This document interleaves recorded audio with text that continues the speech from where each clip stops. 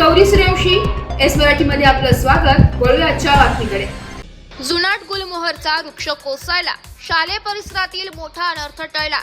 देवळा तालुक्यातील वाखारी येथे जिल्हा परिषद शाळेत गुलमोहरचा वृक्ष अचानक कोसळल्याने शाळेच्या भिंतीचे मोठे नुकसान झाले असून नुकतेच 15 ते 20 मिनिटात शाळेच्या येणाऱ्या मुलांचे वर्ग सुरू झाल्याने मोठा अनर्थ टळलाय।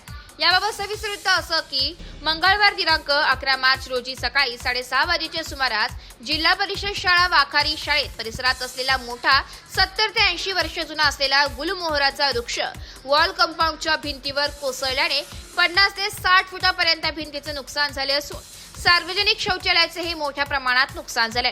यात महत्त्वाचे म्हणजे सकाळी वृक्ष कोसळल्यानंतर सकाळची शाळा असल्यामुळे विद्यार्थ्यांची 10 ते 15 मिनिटात रेलचेल सुरू झाल्याने भव्य असा मोठा अनर्थ टळला। गुलमोहरचा वृक्ष बघून विद्यार्थ्यांमध्ये व पालकांमध्ये घबराटीचे व भीतीचे वातावरण निर्माण झाले होते।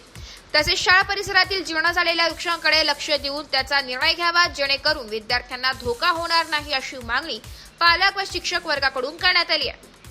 एस मराठी न्यूज साठी प्रतिनिधी दादाजी हिरे, वाखारी।